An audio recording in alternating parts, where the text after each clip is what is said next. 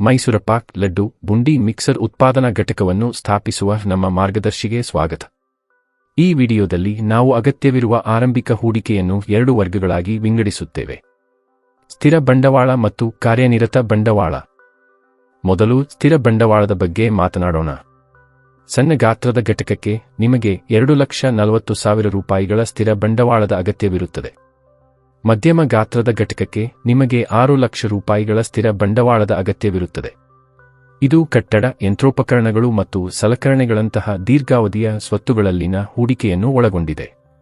ನಾವು ಕಟ್ಟಡ ಅಥವಾ ಶೆಡ್ ಅನ್ನು ಸ್ಥಾಪಿಸುವ ಬಗ್ಗೆ ಮಾತನಾಡುತ್ತಿದ್ದೇವೆ. ಅಗತ್ಯ ರಿಪೇರಿ, ಒಳಾಂಗಣ ಕೆಲಸ ಮತ್ತು ಪೀಠೋಪಕರಣಗಳೊಂದಿಗೆ ಪೂರ್ಣಗೊಂಡಿದೆ.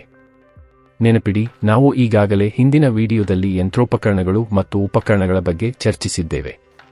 ಸ್ಥಿರ ಬಂಡವಾಳದಲ್ಲಿ ವಿಮೆ, ಪರವಾನಗಿಗಳು ಮತ್ತು ಪರವಾನಗಿಗಳಂತಹ ವೆಚ್ಚಗಳು ಸೇರಿವೆ. ಮುಂದೆ ನಮಗೆ ವರ್ಕಿಂಗ್ ಕ್ಯಾಪಿಟಲ್ ಇದೆ. ಇದು ನಿಮ್ಮ ದೈನಂದಿನ ಕಾರ್ಯಗಳಿಗೆ ಅತ್ಯಗತ್ಯವಾಗಿದೆ.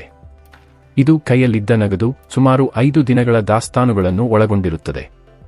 ಸಣ್ಣ ಗಾತ್ರದ ಘಟಕಕ್ಕೆ ನಿಮಗೆ 1 ಲಕ್ಷ ರೂಪಾಯಿಗಳ ಕಾರ್ಯನಿರತ ಬಂಡವಾಳದ ಅಗತ್ಯವಿರುತ್ತದೆ.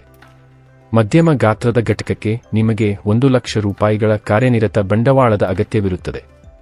ಎಲ್ಲಾ ಖರೀದಿಗಳನ್ನು ನಗದು ರೂಪದಲ್ಲಿ ಮಾಡಲಾಗಿದೆ ಎಂದು ನಾವು ಭಾವಿಸುತ್ತೇವೆ. ಕಾರ್ಯನಿರತ ಬಂಡವಾಳದ ಈ ಲೆಕ್ಕಾಚಾರವು ನೀವು ಲಾಭದಾಯಕತೆಯನ್ನು ತಲುಪುವವರೆಗೆ ಆರಂಭಿಕ ನಗದು ಉಳಿತಾಯಕ್ಕೆ ಕಾರಣವಾಗುತ್ತದೆ. ನಮ್ಮ ಮುಂಬರುವ ವಿಡಿಯೋಗಾಗಿ ಕಾಯುತ್ತಿರಿ, ಅಲ್ಲಿ ನಾವು ಶೀಘ್ರದಲ್ಲೇ ಲಾಭದಾಯಕತೆಯನ್ನು ತಲುಪಲು ಆರಂಭಿಕ ವೆಚ್ಚಗಳನ್ನು ಕಡಿಮೆ ಮಾಡುವ ಸಲಹೆಗಳನ್ನು ಹಂಚಿಕೊಳ್ಳುತ್ತೇವೆ. ಆದ್ದರಿಂದ ನಿಮ್ಮ ಮೈಸೂರು ಪಾಕ್ ಲಡ್ಡು ಬುಂದಿ ಮಿಕ್ಸರ್ ಉತ್ಪಾದನಾ ಘಟಕಕ್ಕೆ ಒಟ್ಟು ಬಂಡವಾಳ ಹೂಡಿಕೆಯು ಸಣ್ಣ ಗಾತ್ರದ ಘಟಕಕ್ಕೆ 3,40,000 ರೂಪಾಯಿಗಳು ಮತ್ತು ಮಧ್ಯಮ ಗಾತ್ರದ ಘಟಕಕ್ಕೆ 7 ಲಕ್ಷ ರೂಪಾಯಿಗಳು. ಸಣ್ಣ ಗಾತ್ರದ ಕಾರ್ಖಾನೆಯು ದಿನಕ್ಕೆ 50 ಕೆಜಿ ಸಾಮರ್ಥ್ಯವನ್ನು ಹೊಂದಿದ್ದರೆ, ಮಧ್ಯಮ ಗಾತ್ರದ ಕಾರ್ಖಾನೆಯು ದಿನಕ್ಕೆ 120 ಕೆಜಿ ಸಾಮರ್ಥ್ಯವನ್ನು ಹೊಂದಿರುತ್ತದೆ. ಇದು ನಿಮ್ಮ ವ್ಯವಹಾರಕ್ಕೆ ಸ್ಪಷ್ಟವಾದ ಹಣಕಾಸಿನ ಮಾರ್ಗಸೂಚಿಯನ್ನು ನೀಡುತ್ತದೆ. ಈ ಬಂಡವಾಳವನ್ನು ಎಲ್ಲಿಂದ ಪಡೆಯಬೇಕು ಎಂಬುದನ್ನು ಅರ್ಥಮಾಡಿಕೊಳ್ಳುವುದು ನಿಮಗೆ ಎಷ್ಟು ಬೇಕು ಎಂಬುದನ್ನು ತಿಳಿದುಕೊಳ್ಳುವಷ್ಟೇ ಮುಖ್ಯವಾಗಿದೆ.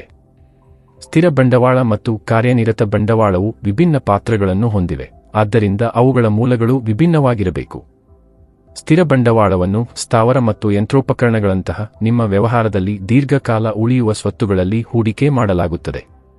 ಇದನ್ನು ಫಿಕ್ಸ್ಡ್ ಎಂದು ಕರೆಯಲಾಗುತ್ತದೆ ಏಕೆಂದರೆ ಇದು ತ್ವರಿತವಾಗಿ ನಗದು ಆಗಿ ಪರಿವರ್ತನೆಗೊಳ್ಳುವುದಿಲ್ಲ.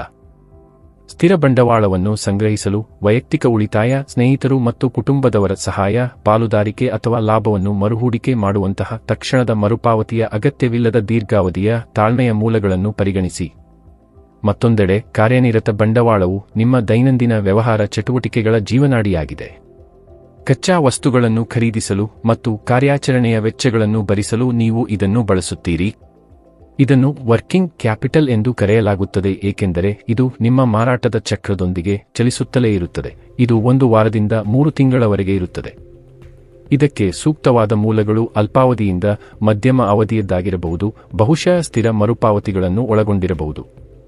ಆಯ್ಕೆಗಳು ಸಮುದಾಯ ಸಂಸ್ಥೆಯ ಸಾಲಗಳು ಅಥವಾ ಓವರ್ಡ್ರಾಫ್ಟ್ ಮತ್ತು ಕಡಿಮೆ ಬಡ್ಡಿದರದಲ್ಲಿ ಬ್ಯಾಂಕುಗಳಿಂದ ನಗದು ಸಾಲ ಸೌಲಭ್ಯಗಳನ್ನು ಒಳಗೊಂಡಿವೆ. ಈ ಹಣಕಾಸು ಯೋಜನಾ ಕಾರ್ಯತಂತ್ರದೊಂದಿಗೆ ನೀವು ಯಶಸ್ವಿ ಮೈಸೂರು ಪಾಕ್ ಲಡ್ಡು ಬುಂಡಿ ಮಿಕ್ಸರ್ ಉತ್ಪಾದನಾ ಘಟಕವನ್ನು ಸ್ಥಾಪಿಸುವ ಹಾದಿಯಲ್ಲಿದ್ದೀರಿ. ವ್ಯಾಪಾರ್ ಕೋಚ್ ಚಾನೆಲ್ಗೆ ಚಂದಾದಾರರಾಗಿ.